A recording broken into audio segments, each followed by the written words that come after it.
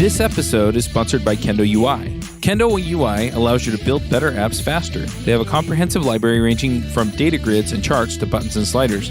Plus, you can use their components as plain JavaScript as well as in Angular, React, and Vue. They have a large collection of customizable popular themes like Bootstrap and Material. Go check them out at reactroundup.com/KendoUI. Hey everybody, and welcome to another episode of React Roundup. This week on our panel we have Lucas Heisch. Hello to everyone. Nader Davitt. Hello, hello. I'm Charles Max Wood from devchat.tv. And this week we have a special guest, and that's Ben Nelson. Ben, do you want to say hi? Hi. Good morning, everyone. Now, you're from Lambda School, which is kind of an interesting thing that we're going to talk about here in a minute. Are there other things that people should know about you? So I was a software engineer from Utah. And I love to ski and get up in the mountains. And but now I'm living out here on the Bay Area. Yeah. Utah. I don't know about people from Utah. Awesome. Well, let's jump right in and talk a little bit about Lambda School. I kind of want to make this a little bit broader discussion about boot camps and people getting into code. But I think explaining what Lambda School is and how you guys operate is probably going to inform the discussion fairly well. So do you want to just kind of give us an elevator pitch for Lambda School and explain why you operate the way you do?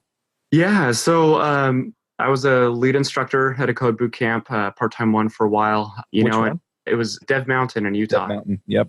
Out of their Salt Lake program. And, they were doing some things right, but, part-time program, it's hard to get people up to speed, in 3 months. And, just kind of the boot camp space in general is trying to address the problem of, adults trying to get re-educated. And then, then there's just companies need more engineers.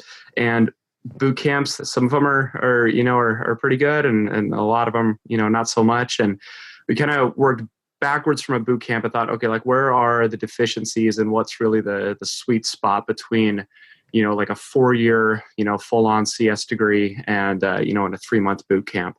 And that's where we kind of settled on Lambda School. So with Lambda School, it's 30 weeks long, so 7 months instead of your typical 3-month model. And then we also go deeper into computer science fundamentals. So it's quite a few more hours, go a lot more in depth. The students get exposure to multiple stacks. So we tried to make this more in depth, more intense, but because it's 30 weeks long, that's a more expensive course to run. It's difficult to charge more upfront for that. So what we did is we came up with this income share agreement model.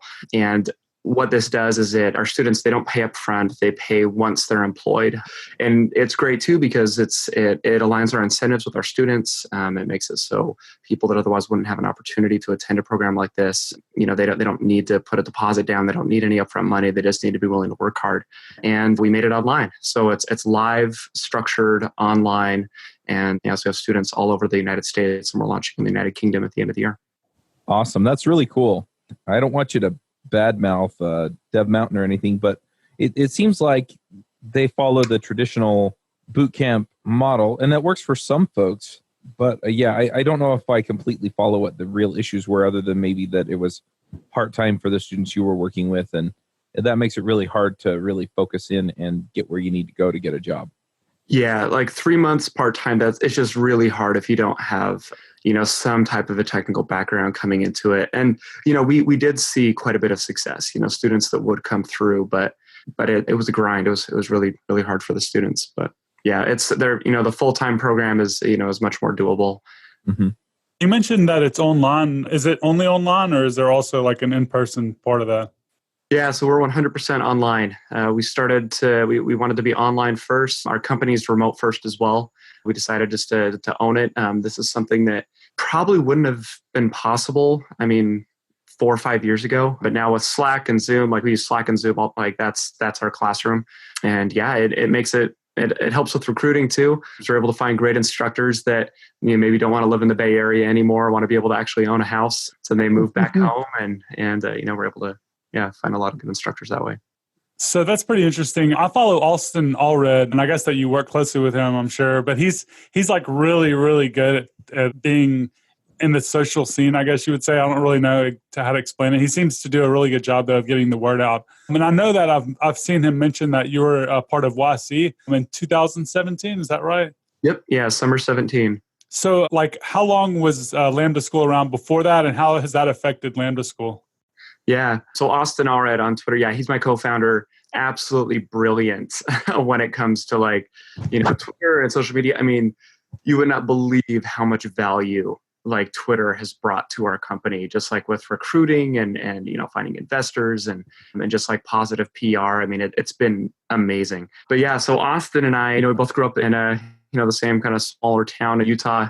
Anyway, he was out in the Bay Area working at LendUp, and I'd been working at Dev Mountain, and he had started up this online school teaching functional programming. That's where Lambda School came from. It was just like some little paid class, kind of like a Udemy model. And then his co-founder at the time bailed, but they, Austin's a brilliant marketer and had several thousand people signed up for a free class that they had going. And he needed somebody to teach it. So reached out to me, and and kind of at the drop of a hat, I was able to jump in and teach this Python class that they were doing. And yeah, so we were both working full-time jobs. I was a software engineer. He was working at Lambda doing growth marketing, and just on the side, we built up this following. We were able to get up to over 10,000 students in these just totally free classes we were doing in the evenings. And and then we started doing some paid classes, some paid upfront classes, and using those, that pool of 10,000 students that we had, we were able to get some of them to come in and pay upfront for some different classes that we did, and got enough revenue. We were able to bootstrap it. I was able to quit my job, go full time on it, and we both had always wanted to do Y Combinator. I mean, they're the experts when it comes to starting a new company, and so as we were going through the application process, something we were thinking about was, how does this scale? Like what we're doing right now, how do we take this from just like a normal boot camp, and how do we make it special and unique? And one of the things is online, just because we can scale better, and with technology now we can provide a great experience that could be comparable to being in a classroom, and in many ways better.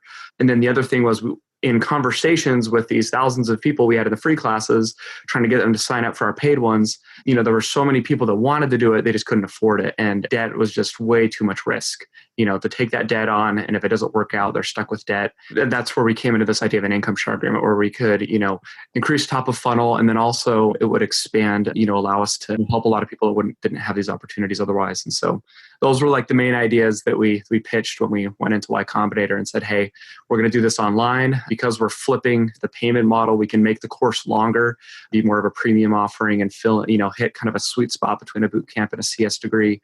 And then we'll use an income share agreement that, incentivizes the school to really perform well for the students. And yeah, I think we were kind of on the bubble. They interviewed us like twice as many times as they typically interview, a candidate, brought us in a bunch, but decided to bite. That's how we got in, and it was a great experience. That's really cool. Yeah, you mentioned the scalability, and it's kind of like when I think of Y Combinator, I think of them investing in companies that have the potential to scale. But I don't know if that's always the case, or if that's just my perception is wrong. But this doesn't seem to fit in that category. But now that I didn't know you were online only, actually. So now that I know that kind of makes a little more sense. But also, it doesn't. Do you all have any other like plans for the company other than kind of being a school? Yeah, so we're starting with software. The internal analogy that we like to use is, Amazon started with books because that was the, easy first thing to start with. But then eventually we want to branch out and teach lots of different topics. So, so tech is the clear first step because there's a proven market there on both sides. Then, nursing is something that we're looking at. There's a few others as well. Interesting. I kind of want to dive back into just getting people into programming and things like that. I mean, what's your placement rate for people? Yeah, so right now, it fluctuates. And one of the nice things about having our models, incentivized is that we don't get paid if our students don't get jobs. And so, right. And we launch it in the very beginning too. We made the decision to launch a new class every month. So our classes started overlapping pretty quickly. And what that allowed us to do is to quickly iterate. So our first class, first couple classes, it was like 83% was the very first one.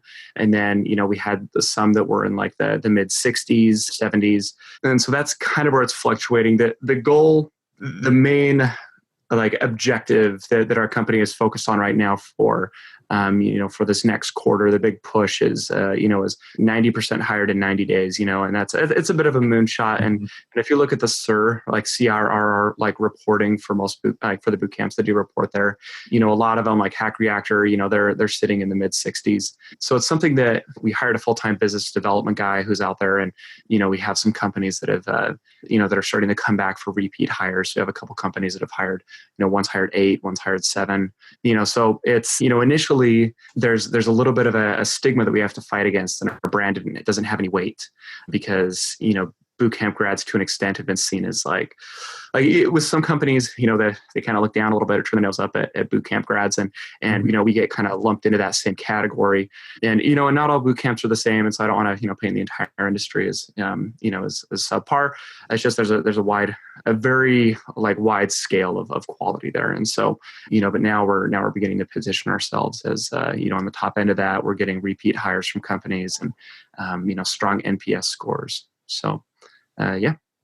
Ben, one question. So this is a new education model, right? And I think that these boot camps, they sell that they're much more like hands-on, right? Mm-hmm. One thing that we complain a lot from about universities is that they're very disconnected from the real world, from the real working world a lot of the time. Right, you go to a university course and the teachers are not in the market, it's disconnected, right? You leave the university and you say oh, I'm really not prepared. I just have a piece of paper.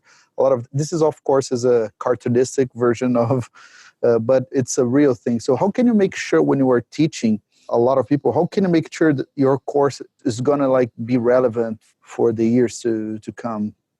Yeah. Sometimes investors will ask us how do your graduates compare to CS grads? And, we can't compete on the 4 years of depth, that a lot of them get. And, and we can't teach the same depth and, operating systems and all that. We can do a little bit, but really where our strength is, we don't have tenured track research PhDs teaching our classes.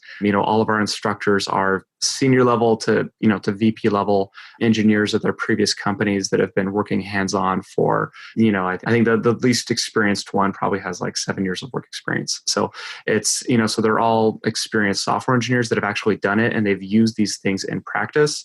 So that really informs it. But yeah, as far as keeping up to date with the community, that's something that we recruit for. We make sure that the instructors that we hire are, that are passionate, involved, the types of people that, we're contributing to open source projects, the types of people who are going to meetups and we pay for them to go to conferences and, we really want them to be on the cutting edge and, cliche term, but yeah, that's, that is actually one of the areas where we feel that we can compete with CS degrees is that we give, a 7 months, 30-week, it actually comes out to about 1 year of college hour-wise of focused training on relevant skills. We work from the job backwards instead of necessarily starting from a pure first principles bottom up type of approach. Yeah, I think you've got a major disadvantage there hiring these people out of the industry because, oh my gosh, these tenured PhDs, they have absolutely no idea what it's like to work in the industry. It's insane. I got my 4-year degree in computer engineering, and I can tell you that I had a grand total of 2 professors who had worked out in the industry. 2. Yeah, that's crazy. And, it was ridiculous, right? And it's a fairly well-known university here, and they do put out good CS grads. And, I was in the engineering department, so I got to split my time between electrical engineering and computer science. But still, I don't know.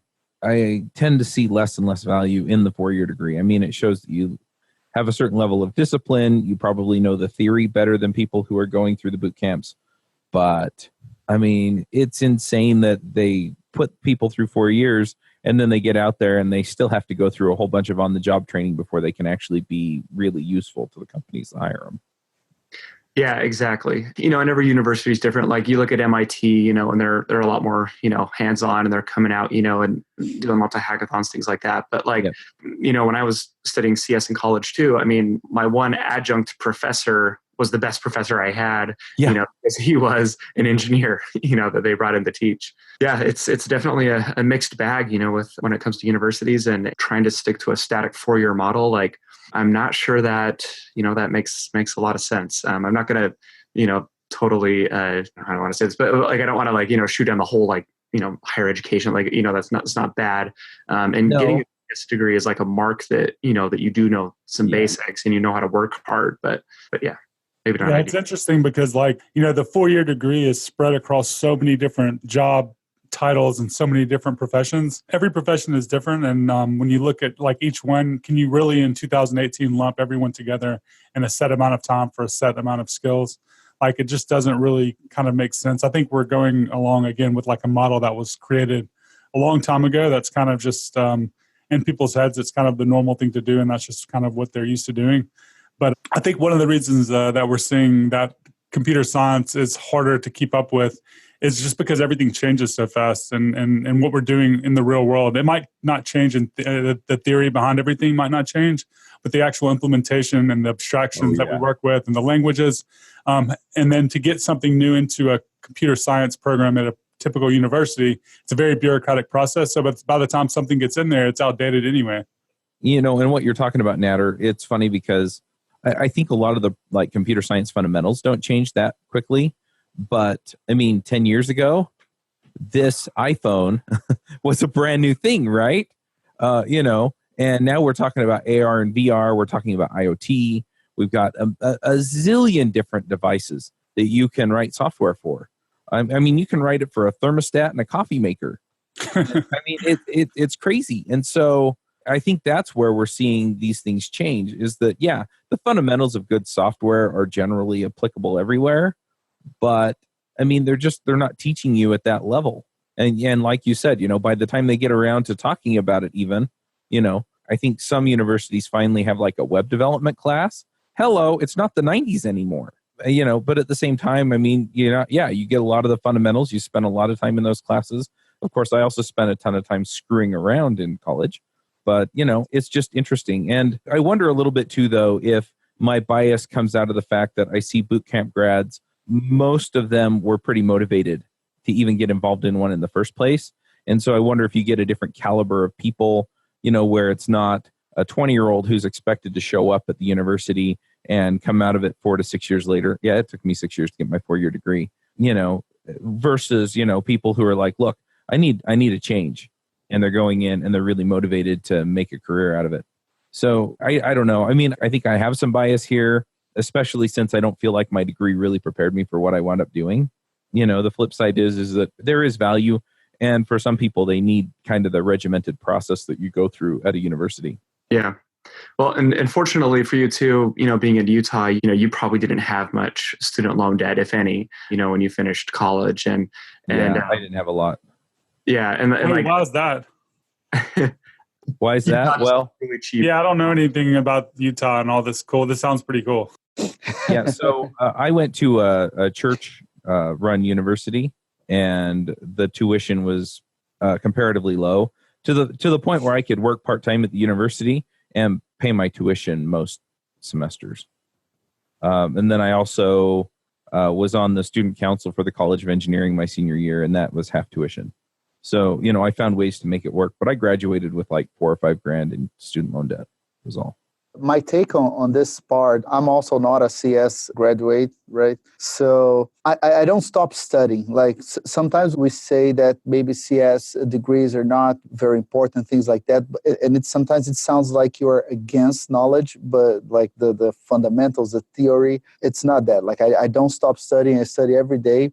But I believe that the order of putting you into the workplace first and the fundamentals coming after, like, I think that's an order that I think makes more sense. Most of those fundamentals, you're just like, they're just thrown at you when you were like 19, 20 years old. You don't know why those things are for. After like 1, 2, 3 years working with the database, and then you start making questions. Then you start to, let me understand this a little bit, like, oh, now I see. Like 1 year working with like Docker, and then you're like, oh, how does OS like actually works? I think this is a much richer knowledge in the end of the day. Like when you put the practice before the theory, that means that usually you feel the problems before actually looking at the solutions. You're throwing like a bunch of solutions And then you go to the world, you find some problems, try to apply some of that. So I like this order of putting people like to work knowledge, go there like this is web dev, you're learning JavaScript, React and stuff. And then after you are working for 1 year, it's like, how does this GPU thing I'm doing in CSS, like what is a GPU? And then you start from that. I think that it's every time I learn theory after like understanding what problem I'm actually trying to solve, what problem did like generate that theory, I think I learned much better than the other way around. Yeah, I think that's fair. I mean, I took operating systems classes, and yeah, I know how the operating system works because of that, or at least parts of it, where I just never used it in my web development career. So that's fair. And the universities are where they're doing a lot of the research that informs the field going forward. So there are definitely things to be said about that. Yeah, so something that so that's exactly what we focus on like at Lambda School. Like we start with JavaScript, but then they learn front end web development. So they're working on things that are interactive, that are visual, and that is so much easier for a new student to get into and enjoy. And then and then we teach Big O and data structures 3 months later. Once they've got in and they understand it and they're not confused about the different syntax and and stuff like that. And it definitely works a lot better for our students to work with that model. And the other thing to look at, something I like to tell people is if somebody were to come through and do the 7-month Lambda School program and and then let's say it takes them 5 months to get a job, and that's like below average for 5 months. But so they come to the program, they get into a job, and then we add on 3 years of work experience. So now, take that student after that 4-year period, compare them to a CS degree, have 3 years of paid experience, you didn't have any student loan debt. And you had your income share agreement, but that's all paid off and done by then, and then compare that to someone who's just now finishing with a CS degree. Maybe you didn't get the same social experiences and all that. And so maybe this isn't appropriate for an 18-year-old if that's what you're looking to get out of it. But for an adult who's trying to get into a new career, it's, you're miles ahead. Holy cow. Yeah, that's a completely interesting take on this. I haven't really thought of it that way. But when you frame it that way, and it's actually absolutely true, that's kind of what is going to happen. You're right. There's no comparison, especially taking into consideration the student loan debt that people have these days. Yep. So, we've kind of been talking about college degree versus boot camp, and and I've kind of been negative about the college degree, but I think it does have a place. I want to change tactics a little bit, though, and I want to talk a little bit more about just people coming into the field. So who do you see applying to the boot camps? Is it generally, 20-somethings that decided not to go to college, and then it's like, I don't want to be an auto mechanic or something, or maybe they did get a degree and figured out they didn't want to be an accountant or a lawyer? Or are you seeing people that are a little bit older, that have already had a career, or retirees that are trying to have a second career? Who are you seeing come at you? Yeah, so it's a mixed bag. So we see a little bit of everything. It's pretty concentrated around people who got into their career, like they've been working for, 5-10 years. They don't like what they're doing, and, and they want to switch. So, you get smart people that, maybe they're doing construction and they don't like doing that anymore, and they want to get into software engineering. Or there's people who, they studied finance in college and, and they hate their life now, and, working a finance job. And so they want to switch. So like you get some of that, but yeah, we get some college students, that come and do this, instead of college. Or what often happens is they'll take a semester off, do our course, and then they don't never go back because then they're employed. Interesting. So I've seen that happen a couple times. But yeah, it's definitely more adult, retraining, and eventually our marketing focus, I think, will shift to trying to bleed more students away from from universities, more of that demographic. But the nice thing though about older people who have families who like work in their construction job, they're desperate and they are hungry and they're willing to work hard and extremely motivated. We had this guy recently who $20,000 is what he was making. He comes through the Lambda School program. 9 months later, he's making it was like $85K. And we just remember talking to him, and he was just crying how and saying how his daughter could have her own bedroom now. And it's just really cool to see this upward mobility that we're facilitating for a lot of these people that that don't have a strong or just didn't make the right career choices early on. And, so we get a lot of that, people that are, a little further on that want to shift and do something better. That makes sense.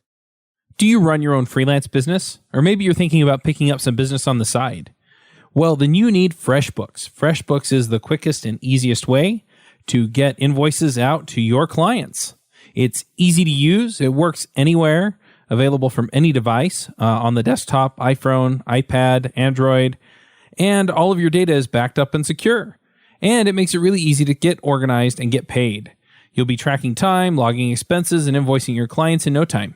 You can also save time billing, freeing up several days per month to focus on the work that you love, and you get paid faster. FreshBooks customers are paid on average 5 days faster because there's a link on the invoice that says pay me now. And it's a great way to grow your business. Plus, FreshBooks is offering a 30-day trial. That's right, 30-day trial if you try them out.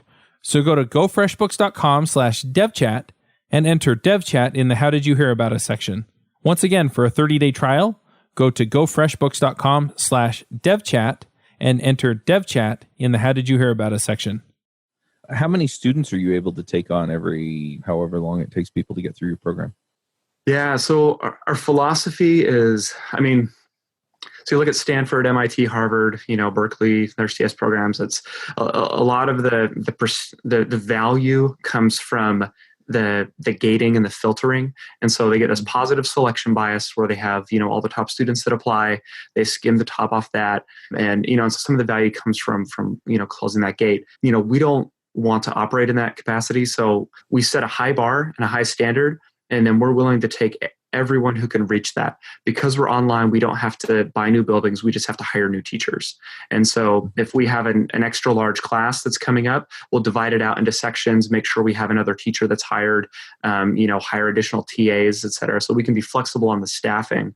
But really, it's like we set a standard, and then we try to get as many people above that high standard as possible. It'll be like, as Stanford said, everybody with, a 30 ACT, and a 3.8 GPA can come now.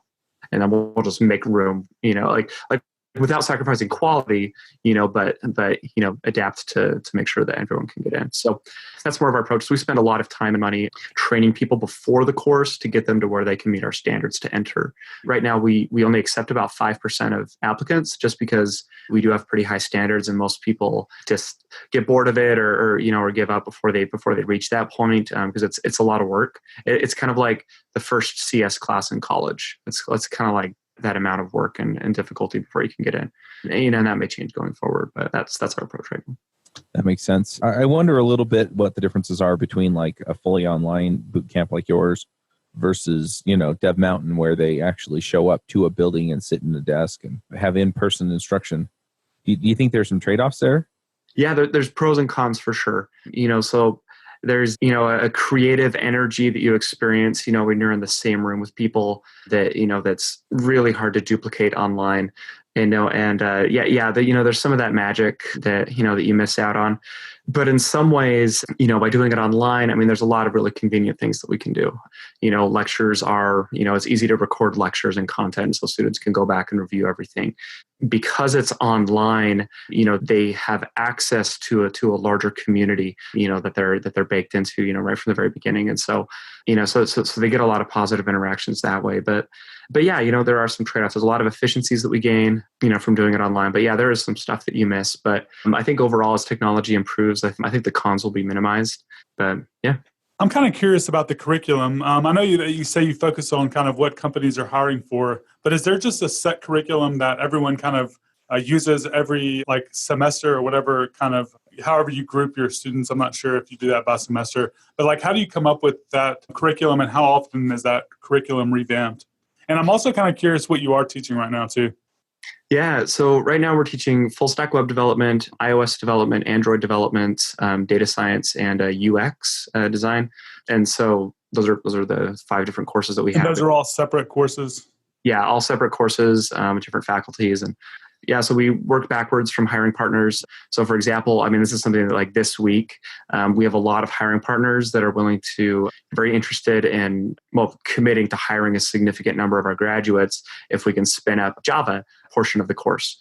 And so now we're looking at, a Java track, that will fit in with like the full stack web development course. And we try to keep a pulse on what's happening and what needs to be taught.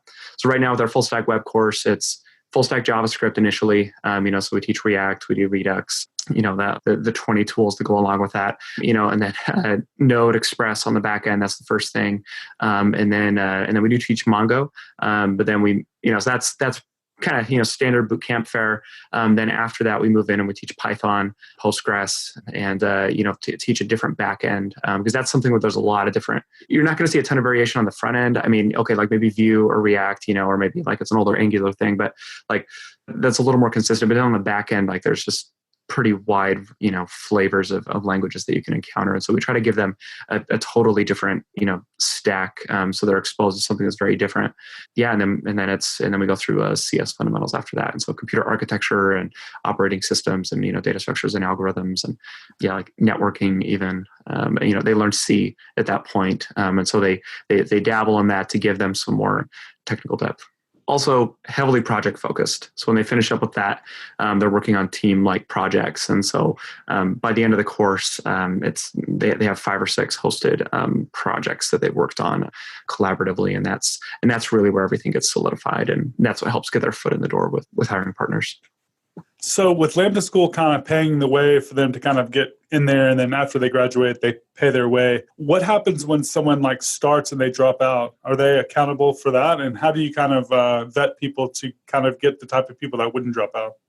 Yeah. So when we first got started, the thing that people thought would kill us is dropout rates. That was the first big hurdle we had to overcome. And initially we had pretty high dropout rates. I mean, we had, up to like 40%, in one of our classes. And just because it's hard and you can close your computer and walk away. Through different things we're doing, we use a mastery-based progression system now. So if a student, if they don't master, if they don't score 80% or higher on a week, then they repeat that week. And so then the idea is that nobody finishes the course unless they have mastered and like badged on every single topic that we teach. And this makes it so students that normally would get overwhelmed and get behind, they get a repeat a few times maybe on something that they struggle with, and students love it. And that's so now our dropout rate is now below 10%, but I mean 5% for some of our classes. But yeah, so with the actual income share agreement and those terms, they have a grace period in the beginning where they can drop out, for no penalty. I think it recently changed. So it's like 2 to 4 weeks or something like that initially. After that, for every week they stay on, they would owe a prorated amount. Stayed on for 2 months, they would owe like part of the income share agreement, not the full amount. Once they've been going full time for over 15 weeks, then they're bound to the entire income share agreement if they drop out.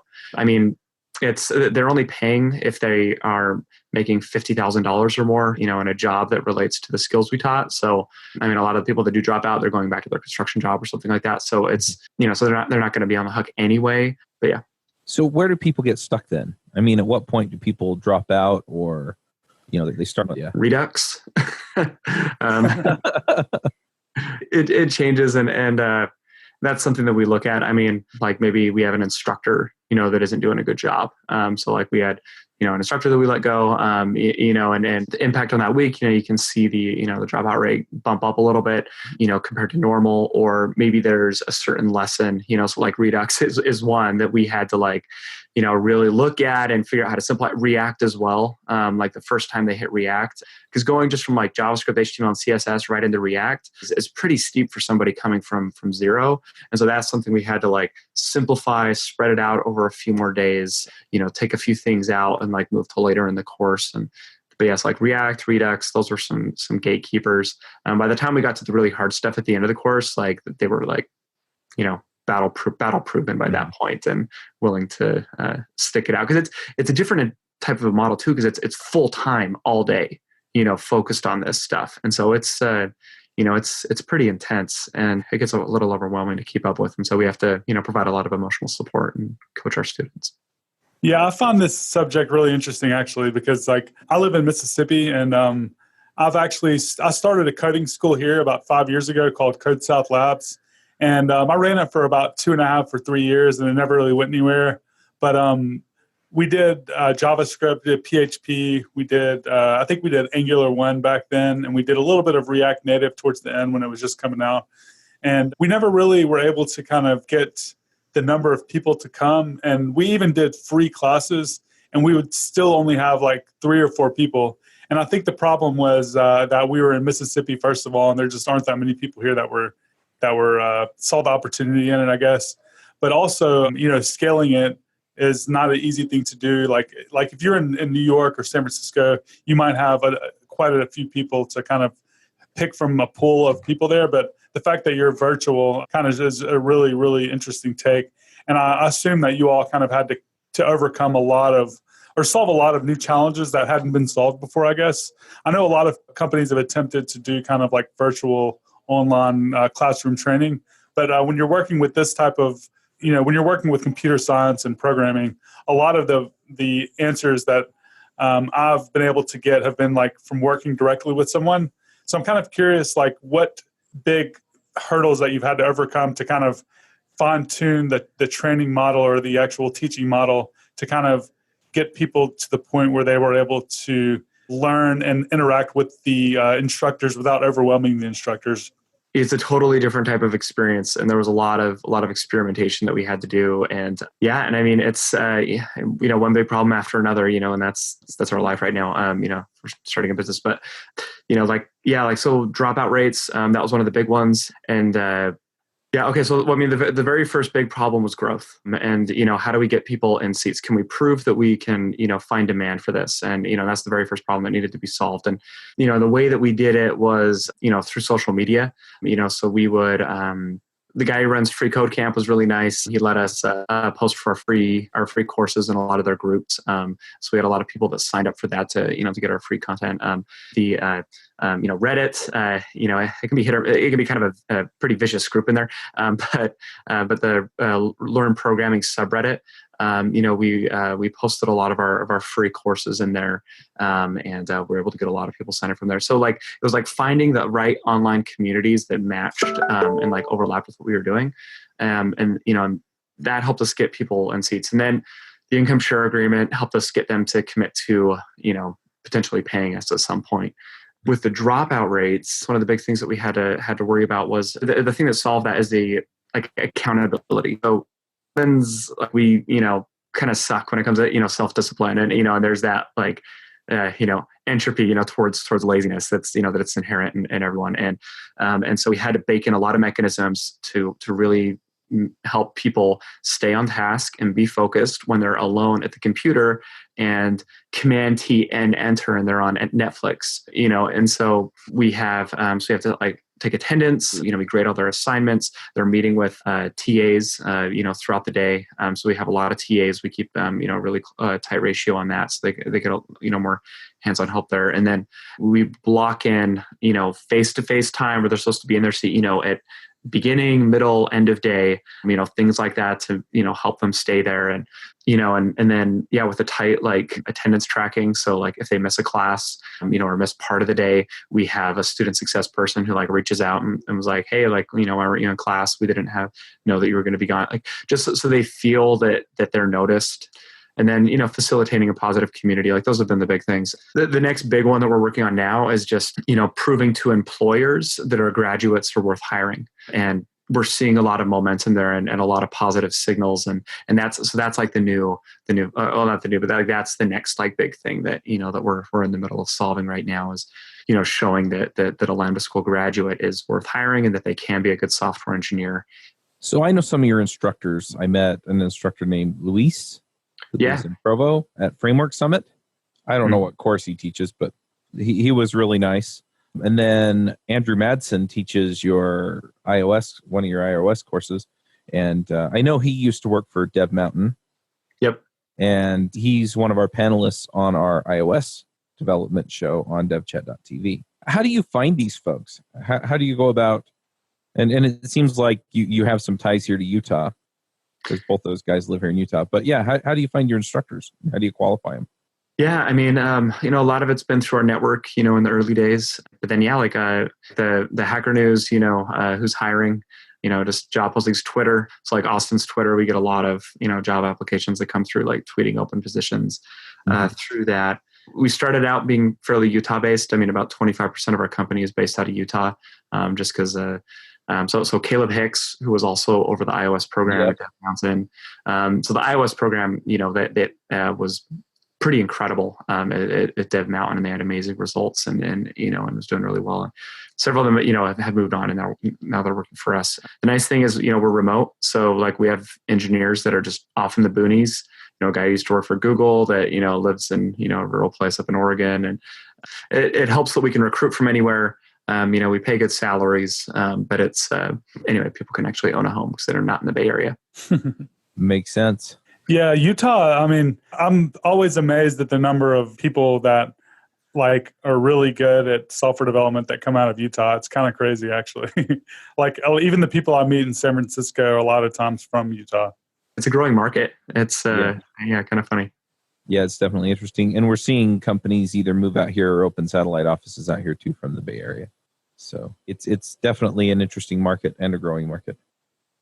But you can drive down the freeway and you'll see signs for HP and Disney and stuff. And those are all, technical programming jobs. So yeah, something interesting. So with you being in Missouri, Mississippi, I'm sorry.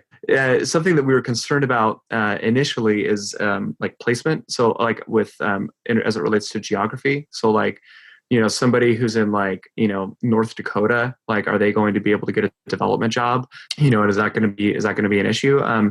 And what we found is that the graduates that we have in more rural communities oftentimes have an easier time finding a job than the people in the Bay Area or in New York. And because they have a much less competitive labor market. So, Kroger out in Tennessee, they need to hire a bunch of software engineers, and there's not a large talent pool to draw from. And so, so the person that we have there gets snatched up really quick. And we've seen that a lot. And quite a few companies are willing to pay for relocation too. But that was something that was interesting. We didn't expect that, but the rural students actually have a pretty good, it's a little easier for them to get jobs actually. That's spot on. There's so many people hiring here, but in Mississippi, but the problem is there just aren't any people that grow up here that are in this industry. So like a lot of times they'll bring people from out of state to fill these positions, or they'll just go and fill. Like it's really interesting. Like if you move here and you can live here and you have the very low cost of living, you won't have a problem finding a job. But the problem is you may have not even become into this industry if you're from here is the problem. So yeah, having a school like this is really cool. All right. Well, is there anything else that we should jump on talking about this stuff? If people want to apply to Lambda School, where do they go? Go to lambdaschool.com. And if people want to be an instructor? Yeah, so we have a careers page at lambdaschool.com as well. So I know we have a lot of engineers listening to this. We're looking to hire a bunch of engineers. We're actually looking at hiring software engineers, and we're hiring instructors. We are launching in the United Kingdom. So if there's anybody listening, especially who's willing to work out of the United Kingdom or that time zone, we're looking for a program director right there right now. Awesome. All right. Well, let's go ahead and do some picks. Is your job search stuck? Maybe you're not getting any interviews with employers, or maybe you are, but no job offers. Or you may be new and not even know where to start. This is Charles Max Wood, and I'm releasing a new course and ebook on how to find a job as a software developer. The course walks you through the process of finding the types of companies you want to work for, getting their attention, and putting your best foot forward as the candidate they want. I've coached dozens of developers in looking for jobs and have been able to help several people find jobs within 2 weeks to 2 months. So whether you're new to development, can't find a great job that fits what you want, or are looking for remote work from an area without a strong tech community, I can help. Go to getacoderjob.com and sign up today. Lucas, you have some picks for us? All right. I have a pick today. It's not only a technology, because I'm pretty sure you already chose this technology as a pick, but also a practice. So I've been using Cypress a lot lately. And I've been using it as a development environment for me, like working with front end. So this is my pick today. Like usually when we are developing any new feature, we are like changing code, it hot reloads, and we go to the browser, like play a little bit, see if it's already what we want, go back to the code. Then after it's done, we're going to write our integration tests. So what I'm doing is that I'm almost doing like a TDD with integration tests now. So in this new project I'm working now, we set up Cypress. So I create the Cypress scripts to pilot the browser as I am building the feature. And I think that my productivity is much better now. So this is my pick today. Try to look at Cypress as a development environment. Try to automate your playing with the browser while you create the features. And in the end, when the feature is done, I have all those integration tests for free. So this is my pick today. Awesome. Yeah, I love Cypress. It's awesome. Nader, what are your picks? My pick is egghead.io, and it's the fact not only that Egghead is awesome, but I have a bunch of stuff coming out on Egghead. So I've completed 2 full-length courses, one on building mobile applications with React and AWS Amplify, serverless apps. I've also built a full course on building serverless GraphQL apps using AWS AppSync. I'm also doing a course on Flutter that isn't completed yet, but it'll be a full 15-course tutorial on building Flutter apps, mobile applications cross-platform using Flutter. And then I have a bunch of one-off courses, and I'm actually taking suggestions. So if you have any ideas for one-off courses, these courses are going to be anywhere between 30 seconds to 5 minutes long, and they'll only be a single course, or maybe at the most 2 or 3 together versus a long 10 or 15 course thing. But anyway, Egghead is a really great place to learn and kind of polish up on existing skills or add new skills within, if I kind of compare it to Pluralsight, Egghead, you can get a lot of information a really short amount of time. So it's kind of more condensed than a Pluralsight is. Nice. Yeah, I love Egghead. In fact, John Lindquist actually lives within a mile of my house. So. Oh, no way. Yeah, the Utah thing again, right? Yeah. So funny stuff. But anyway, in fact, the last time I saw him, I was at the church, and I think he was baptizing his son because they were having the baptism at the church. Do you attend the same church? Well, we're both members of the Church of Jesus Christ of Latter-day Saints. And so, and most people in our area are. So there's kind of a central church, and then there are a bunch of satellite churches in our, it's what we call a stake, and a stake just oversees a bunch of congregations. And that's where they have the baptisms and stuff, is at that stake center is what we call it. So, cool. Yeah, so I was there for something else, and I was just sitting out in one of the foyers, and it was a Saturday morning, and that's when they do baptisms. So anyway, funny random story. But yeah, Egghead's awesome. They've got a ton of content.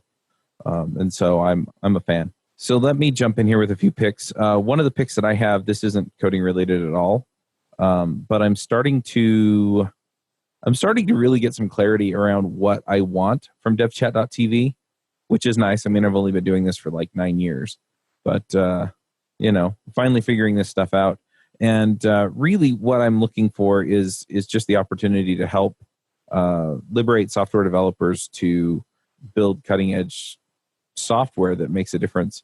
And a lot of that just comes down to helping people get the skills and finding the tools and those kinds of things to do whatever it is they want to do. So if they want a promotion, they want to be a team lead, or if they want to go write more open source software or blog, or if they want none of that and they just want to earn enough to be able to go home at 5 o'clock and play with their kids. I mean, whatever that is, for people to kind of feel like they're free to do what they want to do. And one of the books that I've been reading lately, just for my own thing, is called Extreme Ownership. And it's written by a couple of Navy SEALs, or former Navy SEALs. They fought in Operation Iraqi Freedom. And the book is just incredible. They came back, people asked them to speak at their company retreats and things, and it kind of turned into this business, and they put a lot of their knowledge into this book. And it kind of trades off between their experience in Operation Iraqi Freedom, and then essentially, this is what we learned as SEALs, and here's how we've applied it in the business sector. And it's terrific. And I think a lot of times we fail to focus on building solid team leads and CTOs. And so we essentially promote a developer to that position and then don't actually train them on any of the skills they need to be good managers. And so if you're in that position, or if you're trying to develop some of these skills, this is a terrific book. A couple of other things I'm just going to throw out there. I am actually hiring.